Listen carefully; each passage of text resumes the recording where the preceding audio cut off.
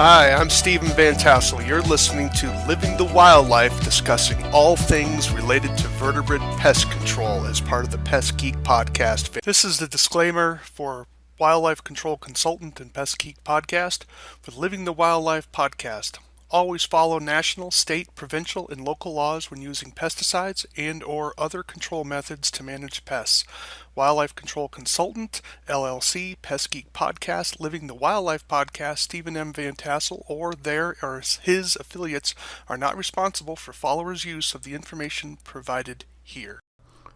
Hi everyone, Stephen Vantassel here, Wildlife Control Consultant, bringing you another episode of Living the Wildlife as part of the Pest Geek Podcast family. Hey, glad to have you on board. I hope your week went well. I am recording another podcast because I'm going to be traveling soon, and so I need to kind of get this out into the kitty so that we have something to post while I am gone. So nevertheless, hope you're doing well, of course. I hope your summer is going well and that you're making a lot of money. If you're wondering what the Living the Wildlife podcast is all about, we're all about providing research-based information on all things related to wildlife damage management, particularly those animals that have a spine. So that's where I get into because I specialize in the area of vertebrate pest management. So here is one of my books, as you can see it listed here. It's the Practical Guide to the Control of Feral Cats. And as you know, free-ranging cats are a serious environmental menace. And if you are legally able to and you need to take care of free-range cats, feral cats, and so definitely this may be a book that can help you get the job done more quickly, because if you make a mistake, it can be quite expensive in a lot of different ways. So definitely check this out. We do hope you would take a few moments, if you would, to subscribe to the channel, to ring the bell.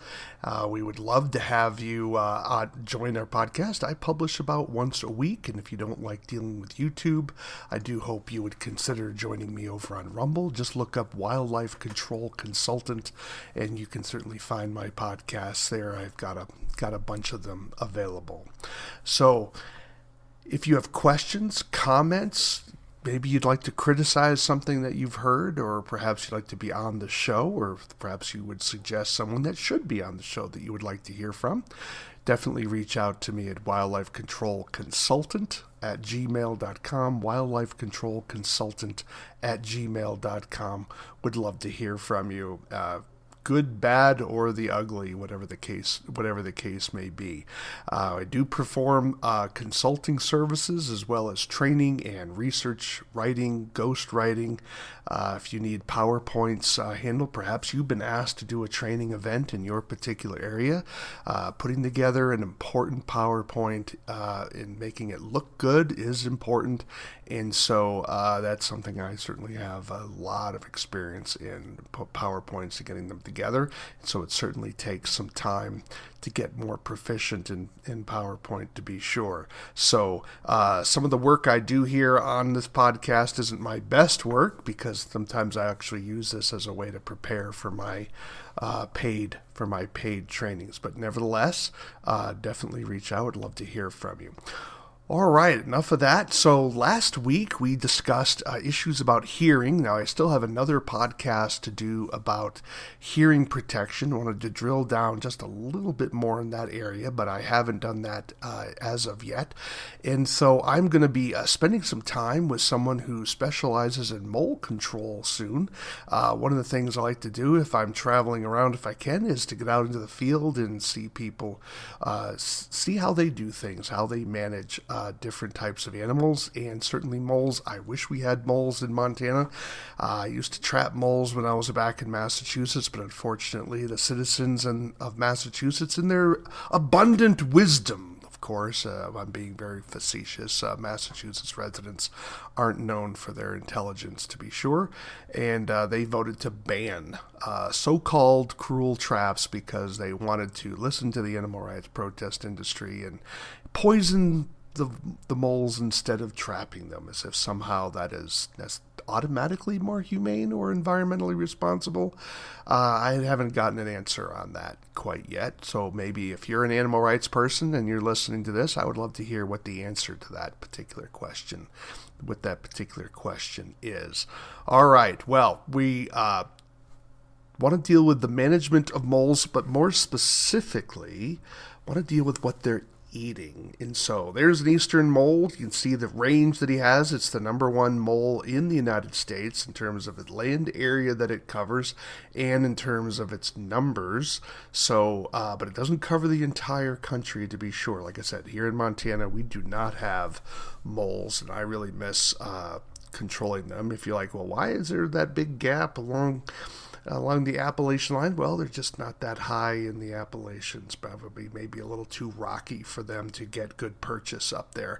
But nevertheless, they're looking at the the supine, the stomach side of this particular mole. Notice the little pointed nose and the big hands in terms of how they can swim their way through the soil and a very short tail.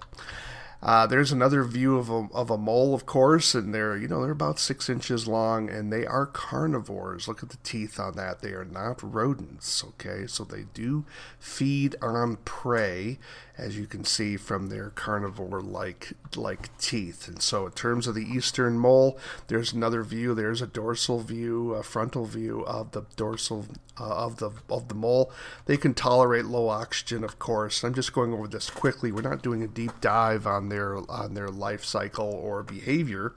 And they typically want, of course, loose dirt, which obviously makes sense if you're digging your way to work. You don't want to be digging through tough clay soil, right, or a lot of rocks. In terms of another image of the moles, of course, in terms of the reproduction, they don't have a heavy reproduction. They're not like mice or something where they're having multiple litters every single year. But what I want to really talk about this week is the issue of the diet of the eastern mole. Now, you've probably all heard the sort of mythology that's out there, and it's a mythology based in some facts. So I don't want to diss it too hard. But you may have heard things that would say, I have grubs in my yard, and that's why I have moles. If I can get rid of the grubs, I won't have moles. And sometimes landscapers lose clients because the client mistakenly believes that they have a big grub problem that the landscaper wasn't able to handle, and that's what's caused the issue with moles. Well, as you can see some research here, let me read the research article for you, and this is by John O. Whitaker and Carol Ruckdischel, published an article in 2013 entitled Food of the Eastern Mole, Scalopus aquaticus on Cumberland Island, Georgia, and that was published in the journal, Georgia Journal of Science, Volume 71, Issue 3, pages 167 to 172. Now, in case that went through too fast, let me read it again for you. So the information I'm gathering here is published in an article by John O. Whitaker, Jr., and Carol Ruckdischel, published in 2013, and the article title is Food of Eastern Moles, Scalopus aquaticus, that's their scientific name, of Cumberland Island, Georgia, published in the journal, Georgia Journal of Science, Volume 71, Issue 3, pages 167 to 172. Now, what they did was they were gathering some moles that were taken by, believe it or not, mostly free-range cats that were killing stuff, of course. But that's not the topic of this particular presentation, right? But nevertheless, they got 16 moles, and they figured they would check out their stomachs and to find out what the moles were eating, and this is what they determined. So what they would do is they would dissect these moles, pull out their stomachs, take a look at the contents of the stomach to see what the mole is eating, and they would put this under a microscope, right? And so this is what they found. By the way, there's different ways to calculate diet, and that is you can have a numerical analysis. In other words, how many items do you find in the stomach? And then, did you find 5 ants and, 4 grubs and 3 seeds? And you can do it numerically, or you can do it by the issue of mass. That's volume. How much material is filling up that particular stomach, for example, or how much quantity of material has been produced. They use the volume method, okay? And so the numbers are from this particular journal. And what they did, again, their sample size was 16 eastern moles, all right? So number one prey item that the eastern mole were eating on Cumberland Island, Georgia, was earthworms with a diet by volume of 29.6%. So almost 30% of their diet was earthworms. Second item was grub worms, 26.3%. Other beetle larvae was 11.3%. So it really drops off there. Ants, which includes the pupa and the larvae, 9.4%. So almost 10% of the mole's diet was ants. Adult beetles, 5.6%. Orthopterans, that's things like, grasshoppers are an orthopteran, 4.4%. And then centipedes, believe it or not, was 4.1%. So that's kind of weird. So almost over half of their diet by percentage, according to the data they got from Cumberland Island, Georgia, over half the diet was earthworms and grubs. But if you add in ants, that's almost another 10%. And then if you add in other beetle larvae, that's another 10%. So you're looking at about 70% of their diet is just those 4 items. Well, what they did in terms of their article, however, was they also looked at research done in other parts of the country. Because you may say, well, Stephen, I don't live in Cumberland, Georgia. How does that help me understand what are the moles eating in my neck of the woods? Well, let's take a look at what else they surveyed in terms of some of the literature. And what they found was a study that was done in the state of Indiana. They had a survey of 90 moles, and again, diet by volume was how they calculated the diet of these moles. Again, so much larger sample size. And then that particular location, interestingly enough, earthworms were number 1, 26.8%. Grub worms were 13.9%. Again, this is all diet by volume. Vegetation, interestingly enough, was almost 10% at 9%. So these moles were eating some vegetation. And so we'll talk a little bit more about that later, because I think that the vegetation was actually more along the lines of probably some fungus material. Adult beetles was less than 9.2%, which is an interesting statistic there. And then, of course, ants, again, 10.5%. So, again, you get that 10% area for ants. And then another insect group called carabids, and I didn't look that up. Maybe I should look that up now. What are carabids? So let me pull this up and take a look at what carabids are, because I don't know what carabids are. Carabids are actually, they're ground beetles, which is interestingly enough. So ground beetles, again, are groups of carabids. And that was 5.6%. So they also found yet data from another location where eastern moles were studied, and that was along the coastal plain of South Carolina. On that particular study, they looked at 374 mole stomachs. And by the way, just a reminder, this is eastern mole. And they listed three items that constituted the mole's diet here. Diet, again, by volume, calculated by volume. Scarab larvae. A scarab is a type of beetle, 31.1%. Ants were 15.5%. and centipedes were 12.7%. Now you'll notice earthworms were not listed here in the top 3.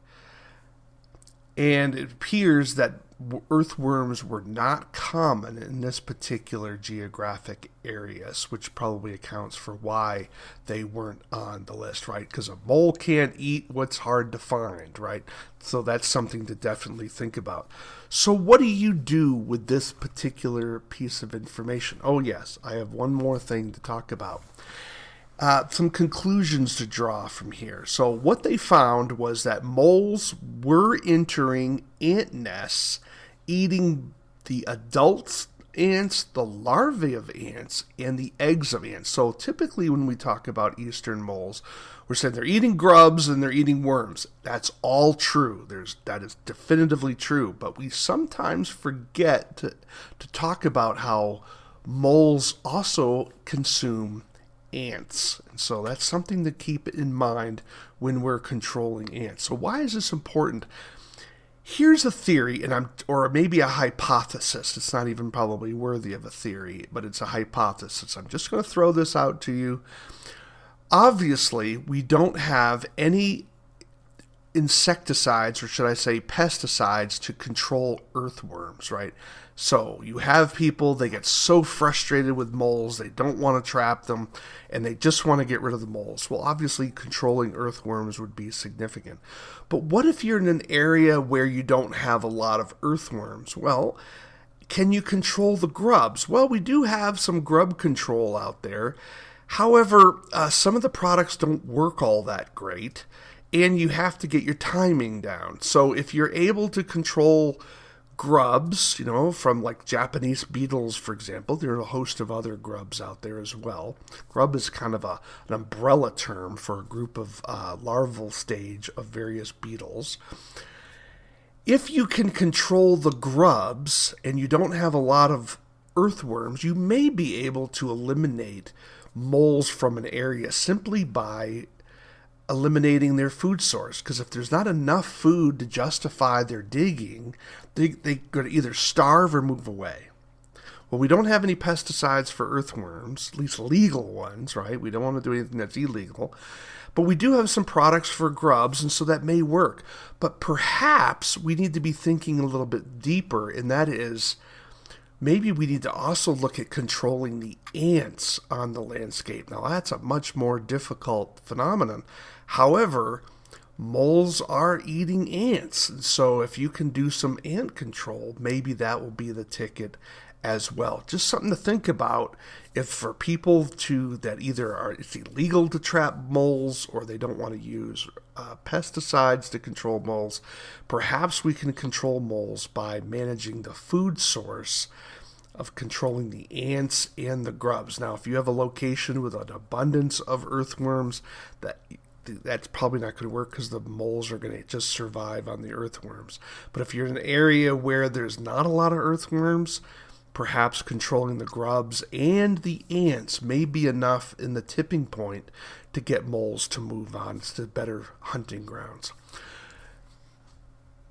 So the last thing I want to talk about, though, is that, interestingly, they found that moles were eating fungus.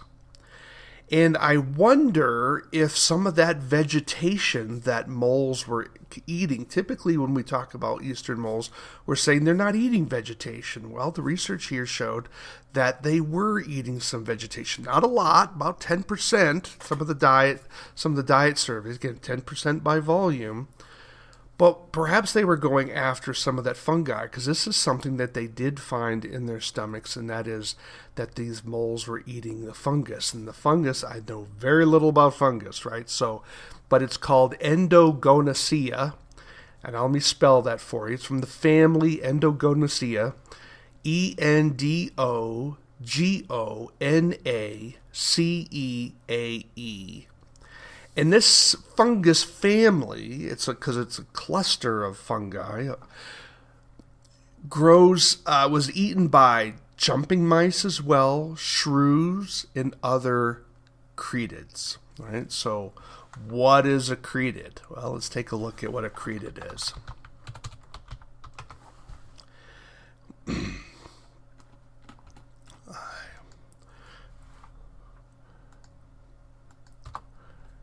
Let's see here. It's not giving me an answer. It's giving me it's thinking I misspelled karma, credit here, which is kind of weird. So let me get to a different page.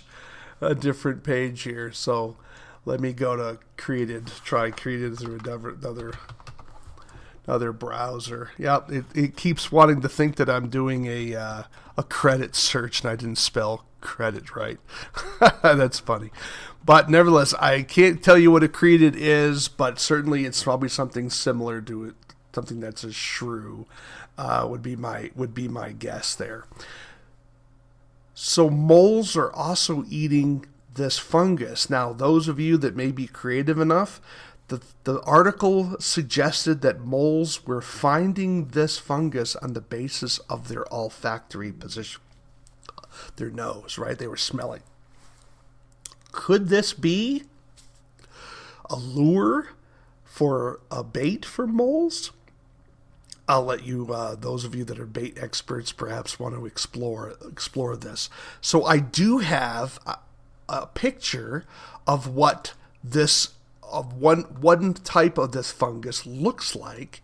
Let me pull it up here in the screen. This is from iNaturalist.org, and you can see the URL here at the top. It's iNaturalist.org/taxa, TAXA, /175838 dash Endogone. That's capital ENDOGONE,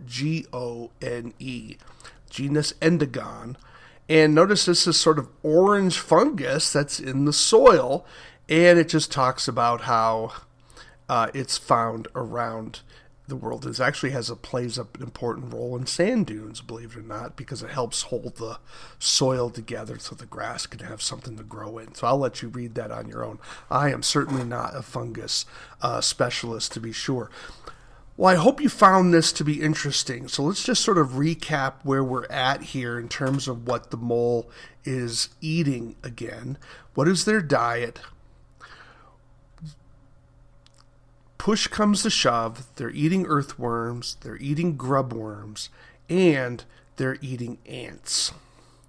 So when you think about those three animal groups, right? Earthworms, grubworms, ants.